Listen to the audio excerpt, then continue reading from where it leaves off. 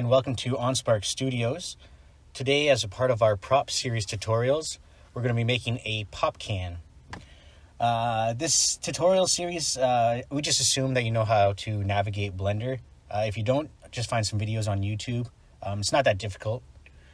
This is a two-part series. This part, we're just going to be modeling the pop can, and then in part two, we're going to be texturing it and making it look photorealistic. So that's a lot of fun. Now let's get started. First thing we're going to do is push X, delete the cube. Then we're going to push Shift A, and we're going to add a cylinder. And before you click away, click the Properties tab. We're going to set it to 16 vertices. And I googled the dimensions of a pop can and then did the math. So the radius is 3.3. It's 3.3 centimeters. But we're going to do it in meters, and then we can just divide it by 100 to get it back down to like a realistic size. And the depth is 12.3 centimeters, so it's 12.3 meters. And then there we go. What we're going to do first is hide the camera and the light, and we're going to rename the cylinder Pop Can. Just keep things clean. Now we're going to push Tab to go into edit mode.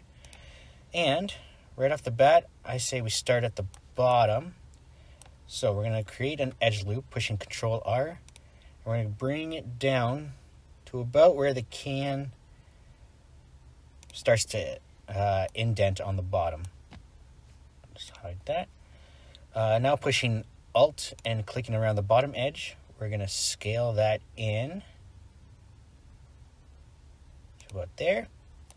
And if you look at pop cans, it's always good to work off of a reference, whether it's an image or an actual object. I'm looking at an actual object. I have an energy drink here. And the bottom of the can is beveled in the bottom. So, to do that, we're going to go to Face Select up here, or you can push 3. And then we're going to inset it by pushing I. And that's going to create our base that the can stands on. Then we're going to push I again. And now we're going to push G and Z. And that's going to grab it and move it along only the Z axis. So we'll slide that up. Okay. Now we'll inset it again by pushing I. Inset it. Oh, and also make sure when you go to inset it, make sure you're out here somewhere. Because if you're too close, you start to lose your control over it. You can only bring it down so far. So start somewhere out here. I inset. Perfect. I inset again. Now, before you click off of the center here, push M. If you're on an older version of Blender, it's going to be Alt M. And we're going to merge at center. And there we go. And what this is going to do is just going to kind of clean it up when we render it so that these triangles won't cause artifacts. If we didn't have these edge loops here, this whole thing wouldn't look proper when it was rendered.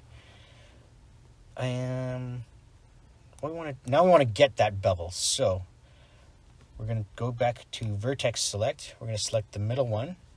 And then up here in the middle, there's proportional editing. And the shortcut is O, as you can see there. We're going to do that. And what that does is when you go to move or scale something, you can use the wheel to change this gray circle. And that's going to adjust how many like close range vertices you're going to be selecting. So we're just going to scale it up until we get those ones. And then we're going to push Z to go up.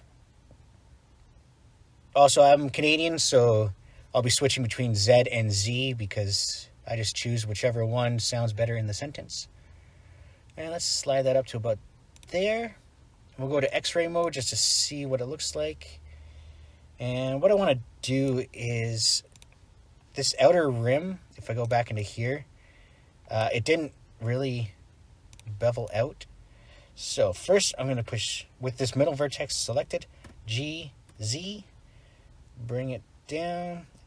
I'm going to right click, turn off proportional editing, G, Z, bring it down just to flatten it out so it's not a point at the bottom. And then push 2 to get to edge select.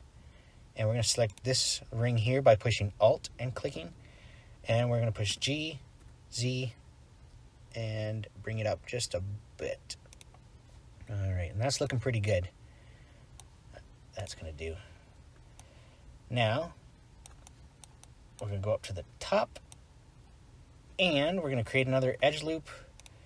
And we're going to slide that up to about where the can starts to curl in at the top, which is about right there. Now let's scroll up a little bit.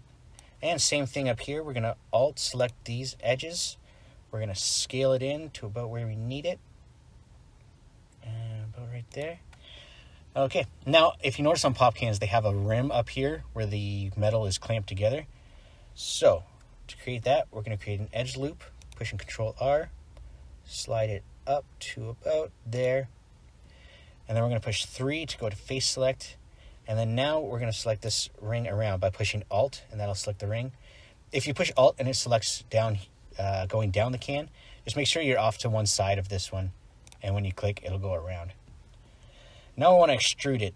But if you go to extrude it normally, which the hotkey is E, it's just going to go up and down, which is not what we want. We need to come out. So on our toolbar over here, we go extrude along normals. Now when we use this little gizmo, it extrudes it the way we want. And since we only need a small amount, I'm going to hold down Shift, and that's going to let us fine tune it to about right there. And there we go. Now, if this was going to be a can that you're putting in the background somewhere, I would say just take this face and paste an image of the top of a pop can onto it. If no one's going to really see the details, there's no reason to model it out. It's just going to be taxing on your renders and your time, really. That takes forever. So, since we're going to assume that this pop can is going to be used close up to the camera and people are going to be judging it hard. We're going to go into face select, select the top face, and then we're going to inset this once to about there. And then we're going to push G, Z, bring it down. And that's going to create that lip that's on the top of the pop cans. And then I to inset again. We'll go in a little bit. And G, Z, up we go. And you just want to make sure this middle part shouldn't be higher than the rim. If it is, you've built your can wrong. That's where the reference images come in. A lot of people think that this bevels out on top. It doesn't. And now we're just going to inset just the same way we did the bottom. Inset, inset, inset. And now M, or Alt-M if you're on an older version of Blender, merge at center. Okay, and that's looking pretty good. Now, you can see it, like, pop cans are obviously smooth and ours is rigid. So what we want to do is go to our modifiers, go add modifier and subdivision surface modifier. There we go. And what this does is it takes three points. Let's say it's these 3, 1, 2, and then the one at the bottom, and it averages them out. So that's why to fix this problem, just create an edge loop and bring it down to about right there. Edge loop on the can, bring it up to about there. And that's just going to help. Now it's only averaging between these 3 points, which is what we want. And now we're going to scroll down to the bottom. Okay, we're going to create an edge loop at the bottom of the can. And it always starts at the middle of the object. So if we click on this line here and then go down, there we go. Just like that. And we'll create a little edge loop here to hold that. And we'll do the bottom. And if you also notice on, let me just get a better angle here. On pop cans, this part, it kind of caves in. So we're going to create an edge loop in the middle. We're going to right click to drop it so it's perfectly centered. And then we're going to push S and scale that in just a bit, about like that. And that's just going to create that, like give it more realistic detail.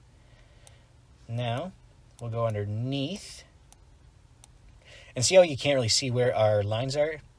Under our modifier, you can click this button to make it visible and not visible in edit mode. So we're going to go not visible. And then you can see we're going to need edge loop here. And we're going to do one here. And then the rest is supposed to be a nice smooth, I guess it's concave in here. So now we turn that back on, and we'll just go to that. Now it's just going to be a little cleaner. All right. And up at the top, around here looks fine. I guess we should put one around this top edge just to hold its shape there. Maybe not. That's kind of making it too. What we'll do, Control Z to undo. What we'll do is we'll put it on the inside. And that way, yeah, we'll do one at the bottom. There we go. And then one at the top. Okay, and that should be all right. Actually, we might do one around here because that's a sharper edge. There we go. Okay, now if we go back to object mode by pushing tab, it's smooth but not smooth enough, so we're just going to right click and go shade smooth. And you can tell already, like, that's looking pretty good. It's not missing, it's got the detail it needs, it's got the shape it needs. If you really wanted to get into it, you could measure out how wide this is supposed to be now that it's modeled out, and then you can scale it in. For our purposes, this is close enough. It looks real enough to me.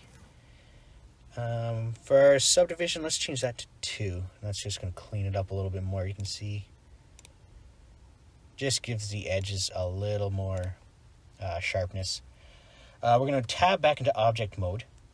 And then with our vertex select, we're going to select the middle one. And then we're going to go to select, we're going to go mesh, snap, cursor to selected.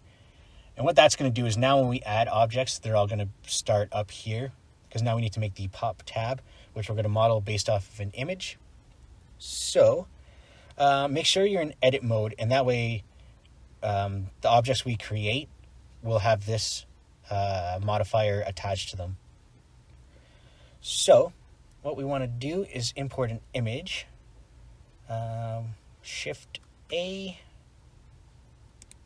Oh, sorry. For the image, it's got to be in object mode. So Shift A, add image, reference image.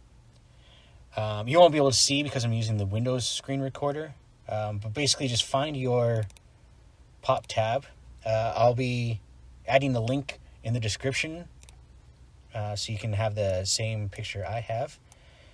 And there we go. Now we want it to be flat across the top, obviously. So rotation 0, Y 0, Z 0.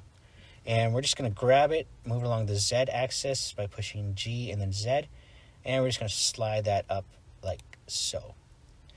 Now, we want the pop tab at the front of the can, or the back of the can, and the opening part at the front, which you can see on our gizmo. The red X over here, that's the front, and the blank red circle over here is the back. So if we just rotate this 90 degrees, and there we go. Now we'll just scale it up so it fits about like that.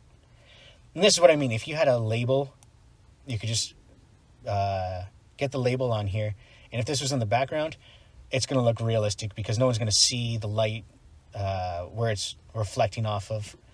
But for our purposes, it's all about practice. So we're going to assume that this is going to be focused in on the camera. All right, now back into edit mode. Sorry, click off that. Back into edit mode. You have to click the pop can and then go into edit mode. Now when we go Shift A, we can add a plane. And we'll bring it up so it's above everything. Yeah, just barely, we just want it barely above the image. There we go. Now, you can see it's a circle. That's because we have our subdivision on it, which is basically what we want, because there are no hard edges in real life. There are no perfect 90-degree edges. Now all we want to do is model this out.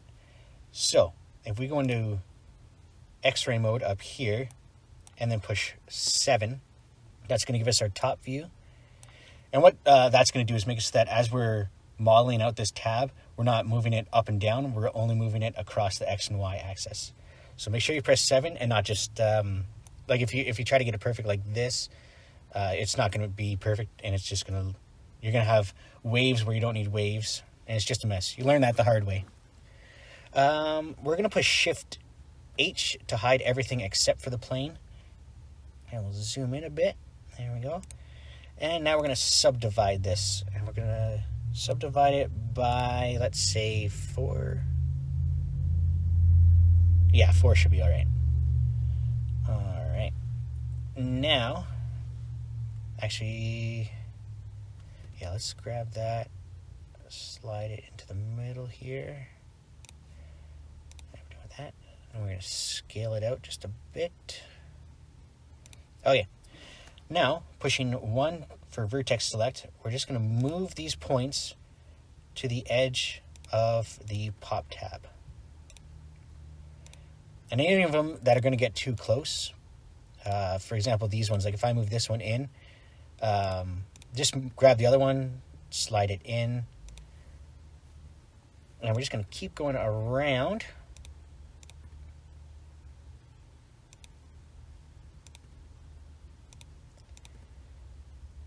Sorry this is taking so long, but this will give you a chance to catch up if you were behind.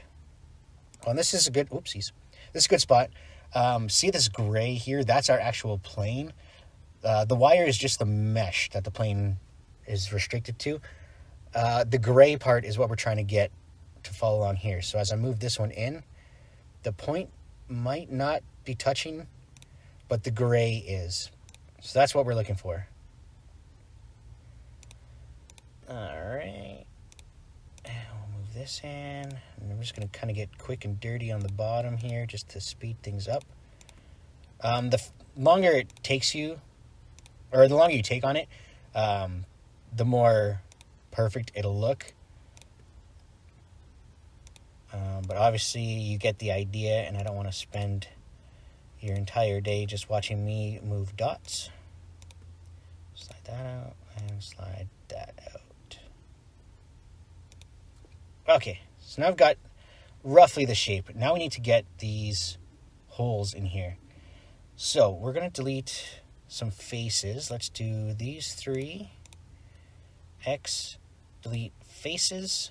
And we also want to create this one, but we need this bar in the middle, so we'll do this one, shift click, this one, and this one.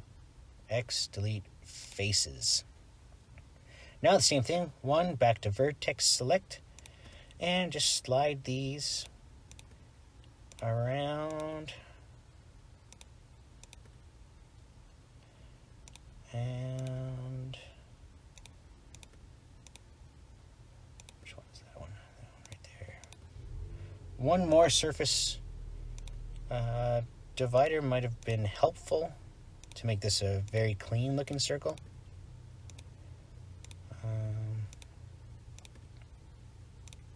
But that's okay because it's got the subsurface modifier on it, and it should be okay.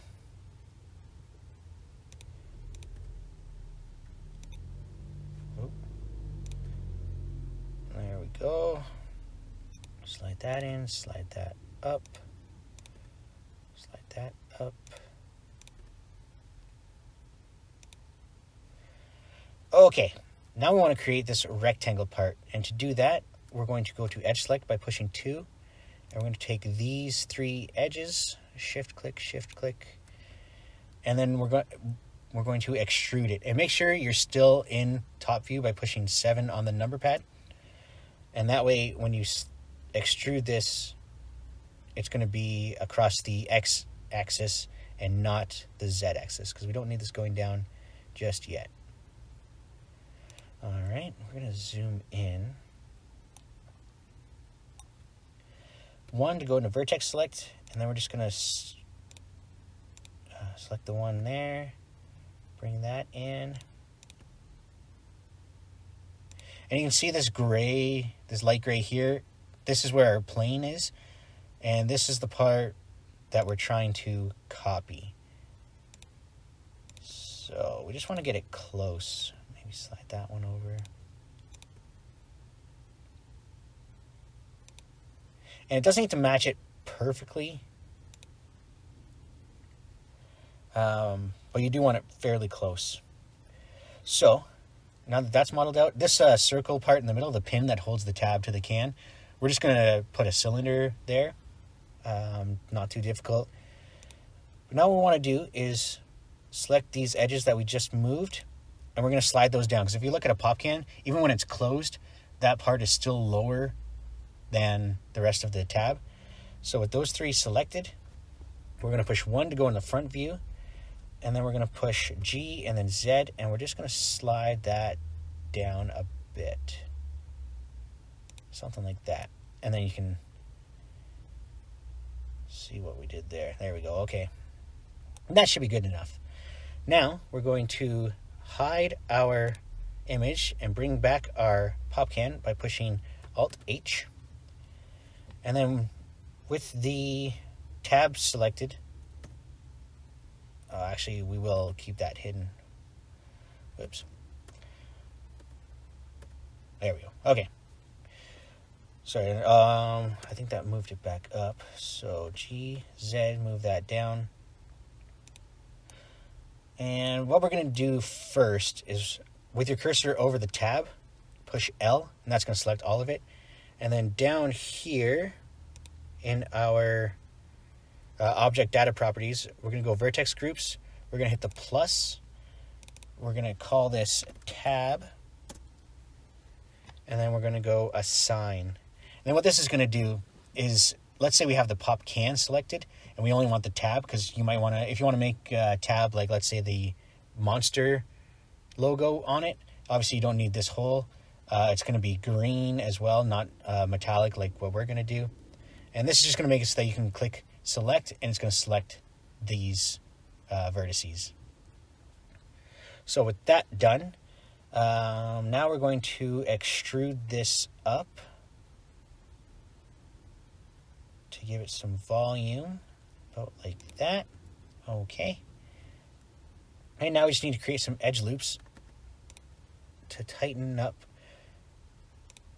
everything. So we'll create one at the bottom. The bottom is the one you really want to be sharp, and then the top, you can be a little more lenient on how close the edge loop is. There we go. And we do want one, but you see, that's like, you don't want it up at the top. Like, that's too sharp. That's not realistic. You just want it enough to convince everyone that it's a little beveled, which actually we might not even need that. So I'm just going to right click, and that looks pretty good. Let's turn off X-ray mode, and we'll actually do one inside here as well. About right there. Okay, now if we push Alt-H and bring back the can, I'm just going to deselect everything. And there we go. Now we have a pop can tab. Now we just need to create that little cylinder here. So Shift, we're going to go back into object mode. Shift A, cylinder. And when I do that, all that does is give the pop can the parent. So anything that happens to the pop can happens to these. It's not always, that's not always ideal. In our case, it is. So now scale on the Z axis. And you'll notice right now it looks like a pill. We're going to create some edge loops to fix that. We're going to scale that in, which we might as well do right now while it's still big. Shift H. And I'm just going to bring us in closer. So Control R, edge loop, and this is fairly sharp, so you can put your edge loops close to the edge, and there we go. We'll actually also create, push 3 and go into face select, and we're going to inset the top just a bit, just to really tighten up that corner. There we go. Okay, Alt-H brings back everything. Probably should have made a vertex group for this. Just click out if you if you don't have the cylinder selected anymore. Make sure you don't have anything selected, and with your cursor over the cylinder, push L, And there we go. And we'll scale that in. Push G, Z to bring it up. Scale it in. And I think about right there. Let's get in nice and close to it. And yeah, we'll just slide that down using only the Z axis. Okay. Now we go back to object mode, shade smooth, and we'll shade smooth that. Back to edit mode because that's way too big. Scale, and then this time we're going to push Shift Z because I like the location, but I want to make it smaller along the X and Y axis. So about right there. Make sure it's roughly centered. Okay, and that's looking pretty good. In the next part, actually we're gonna bring that down even more.